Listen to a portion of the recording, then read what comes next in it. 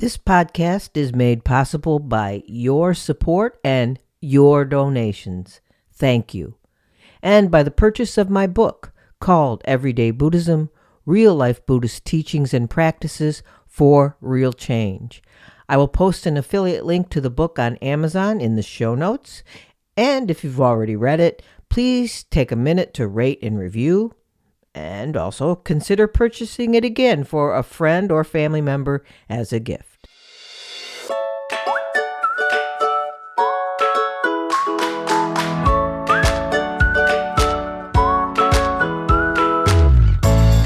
Welcome to Everyday Buddhism, making every day better by applying the proven tools found in Buddhist concepts.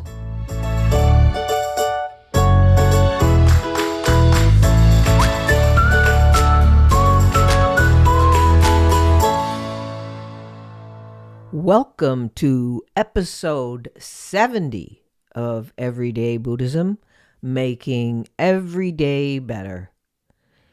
In the past year, I've noticed a feeling of disappearing in the world and to the world.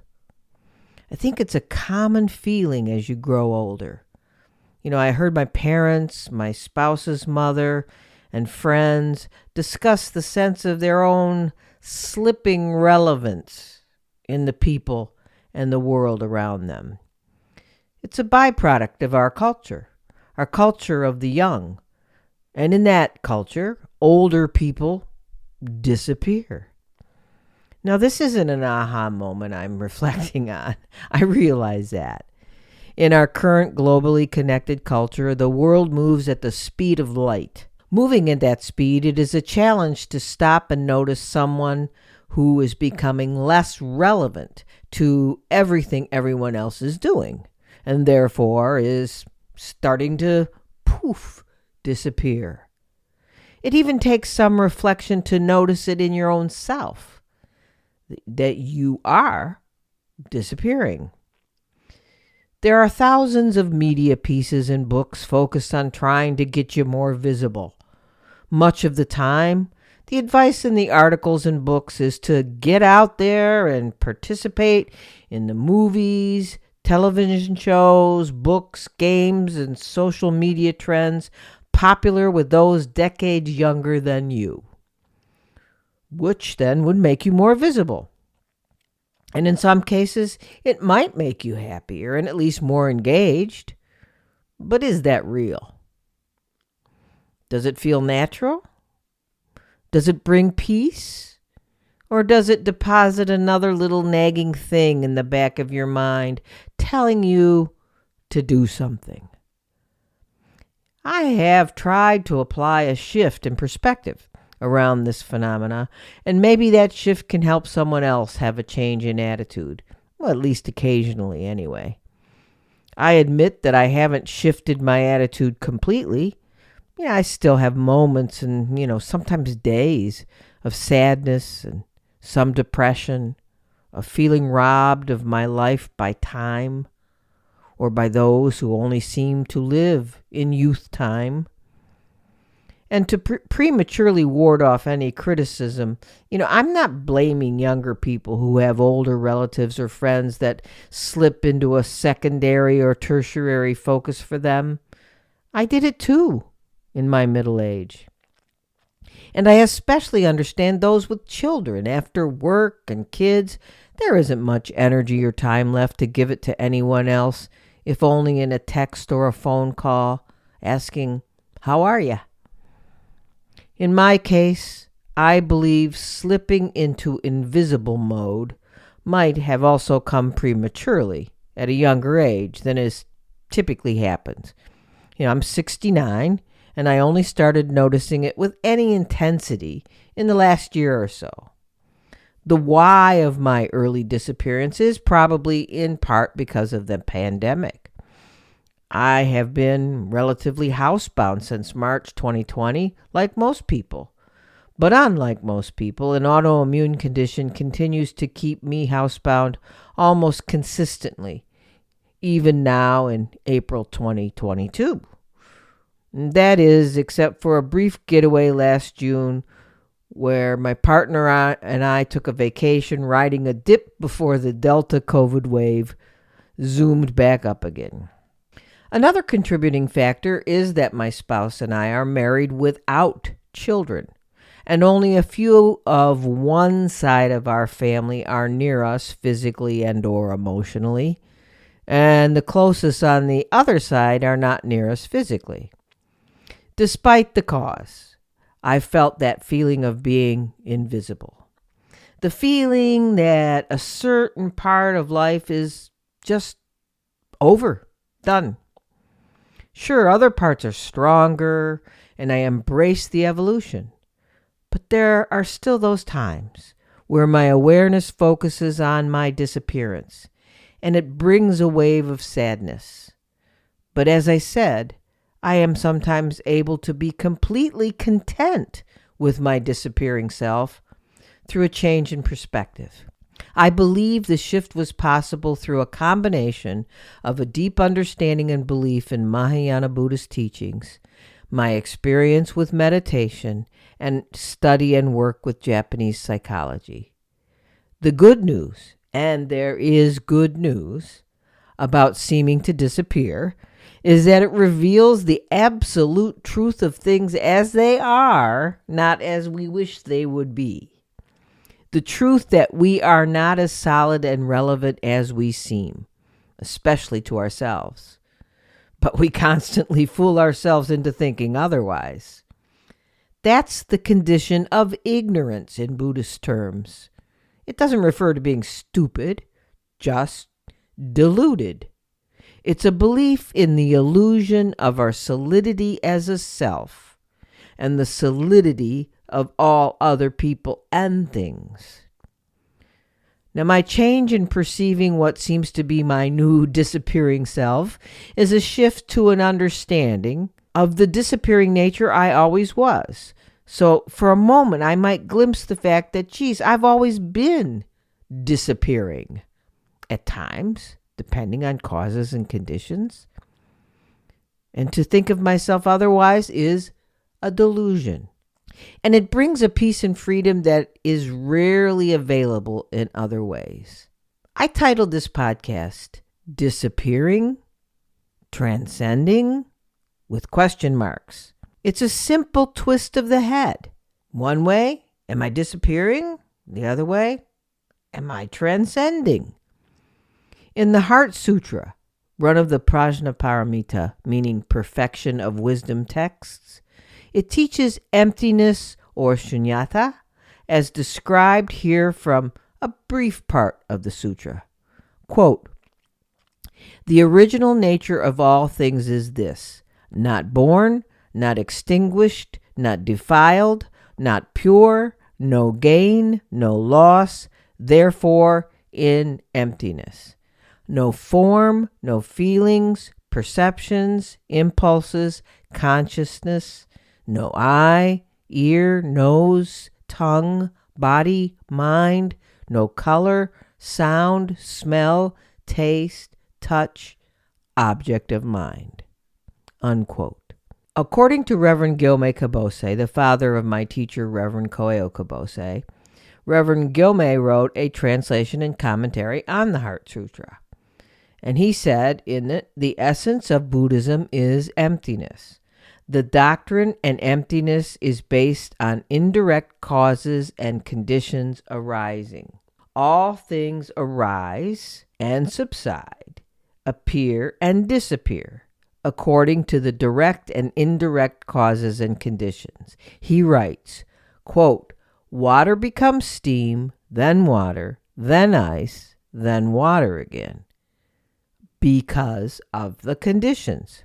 All things appear and disappear. Nothing is permanent. There is no thing as such. There is nothing about which you can say, this is it. It is continuous change. This emptiness is really a very dynamic state, and it is the reality of all things, the essence of our life." Unquote. So you see, my disappearance has always been the natural order of things. So is yours, no matter how young you are now. As quoted from above, quote, all things appear and disappear. Perfectly natural, the basis of life as it is. I am, and you are, always changing. And we are changing based on different causes and conditions that are happening to us. Regarding my feeling that age is what is causing my seeming disappearance, that's only part of it. In truth, I have never been a solid thing as such. But I fooled myself into thinking otherwise. In his book, The Heart Attack Sutra, Karl Brunholtz talks about how to bring this concept of emptiness into an everyday practice. He says that we can connect with it, even at a very basic level, by being just more relaxed in everything we do. And he explains how to read this sutra, this confusing sutra, so that it makes sense in your life. In reading the sutra, try to do this. Instead of saying, no eye, no ear, no nose, etc., replace it with things like no age, no loneliness, no anger, no judgment, no fear, and on and on. Make it personal. The other way to practice with this strange sutra is to realize that it doesn't say, okay, this is important, it doesn't say all appearances don't exist. It also says they don't not exist. So they don't exist and they also don't not exist. And if this rids us, and this then has to rid us of grasping to either concept. If they don't exist and don't not exist, then what can you grasp to? If it's not both and not neither, where do we go? There's no place for the mind to go, to grasp. And this leads us to freedom from elaborations, freedom from conceptual puzzles and stories. How do we come to understand this kind of teaching? Well, not through thinking, but through a meditative equilibrium, a sort of balance you get to by not focusing on the concepts. The, quote, experience of emptiness cannot be explained. It's inexpressible, existing only in your own awareness. It's like explaining what sweet tastes like. You can't really do it. You must experience it for yourself. Experiencing it for yourself requires meditation. I briefly talked about a part of Buddhist teachings that helps.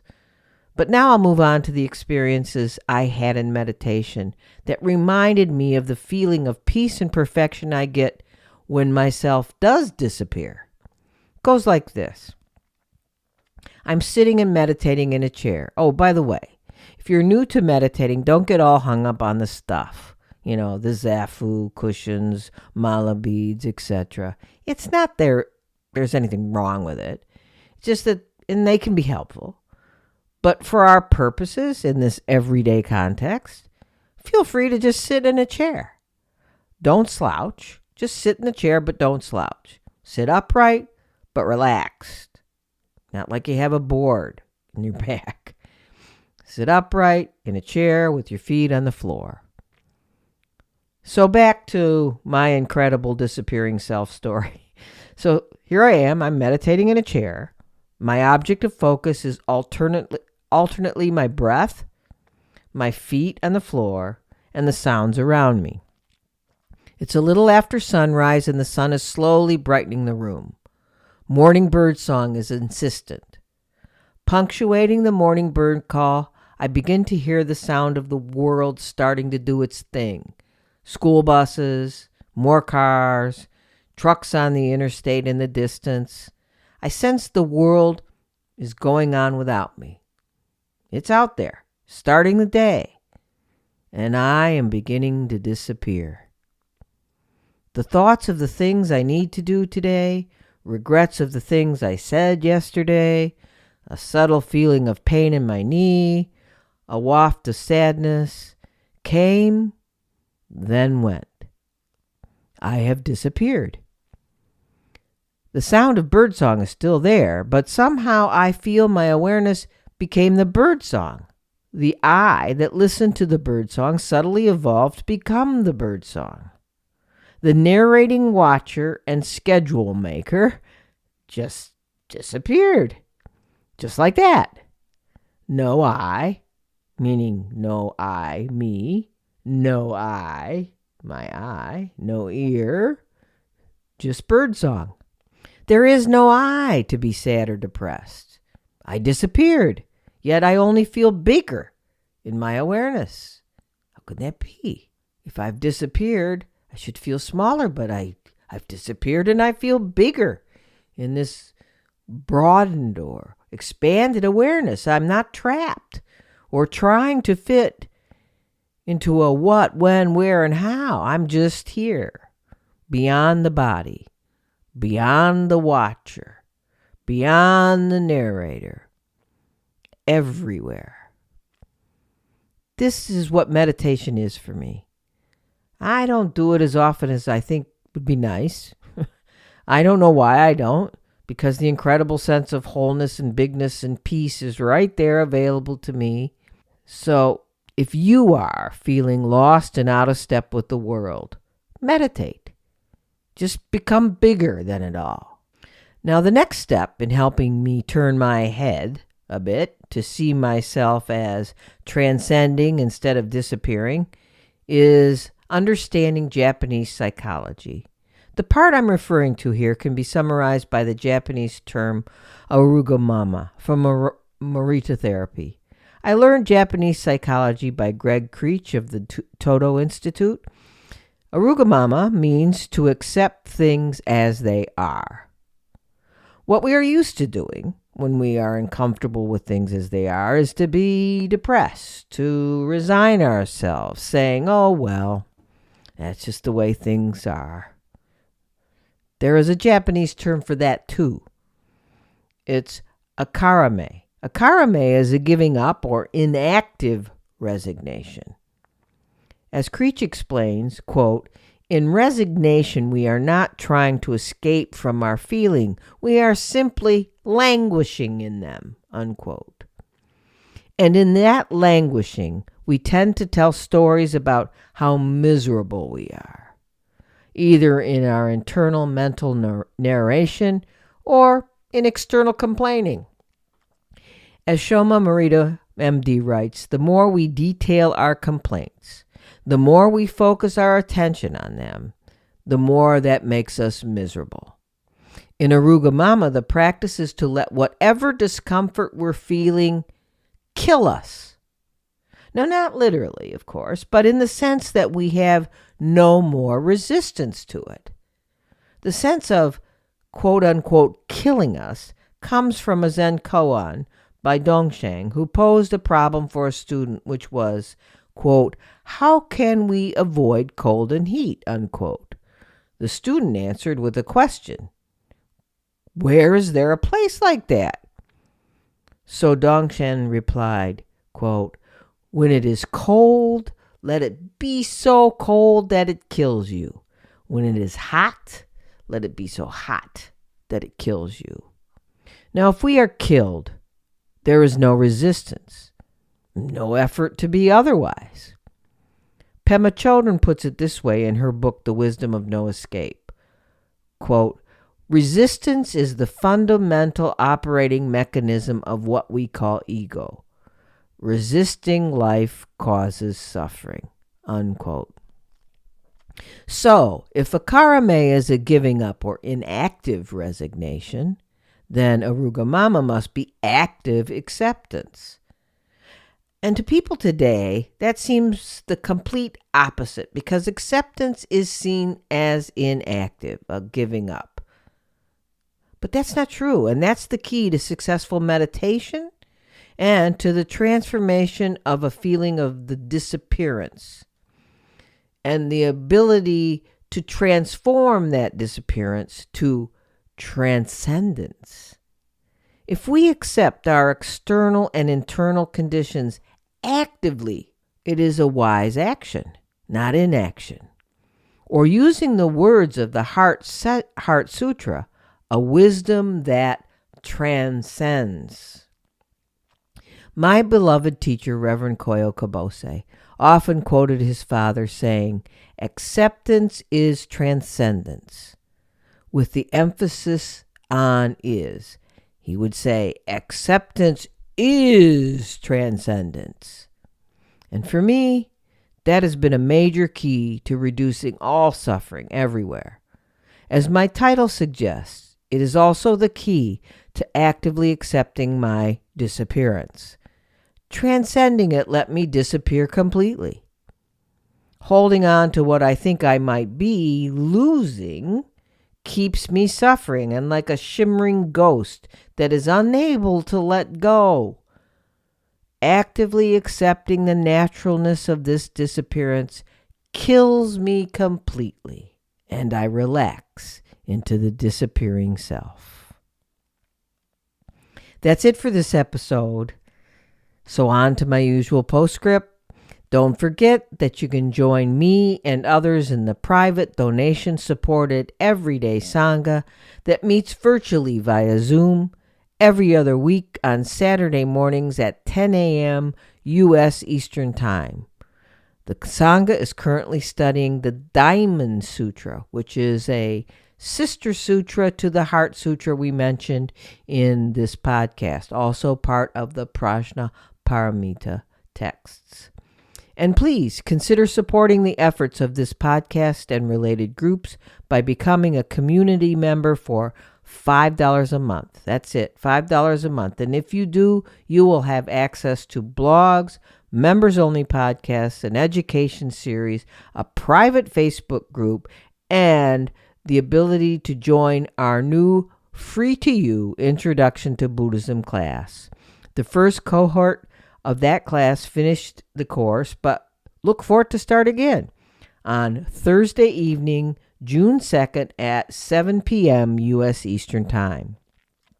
The class is free to members of the Everyday Buddhism community and the Everyday Sangha. If you don't follow me or Everyday Buddhism on any social media platforms we post in, you can go to the Everyday Buddhism website and join the membership community or the Everyday Sangha. Go to www.everyday-buddhism.com and click on the tab that says Join Community or Sangha. I can't stress enough how thankful I am to those of you who donate and or join our groups. Since I do not seek podcast sponsors and do not ask for financial commitments through paid podcast memberships, my work and the cost of the infrastructure needed to support what I do is entirely self-funded, except for your donations. Thanks, too, to all of you who write in with comments and questions. I do read everything, but I can't always respond. Another way you can help is to rate and review the podcast on your favorite podcast platform. It's important to share the podcast with others if you find it helpful in your life. And if you could, take a minute to comment so people will know why you love Everyday Buddhism. So if you like this podcast and aren't already aware, I wrote a book in the same everyday style called Everyday Buddhism, Real Life Buddhist Teachings and Practices for Real Change. Look for it on Amazon. And I said in the earlier part of this podcast, I've posted a link to it in the show notes. And if you read it, please take a few minutes to rate and review. Okay, that's all for the announcements. And until next time, keep finding ways to make yours and everyone else's days better.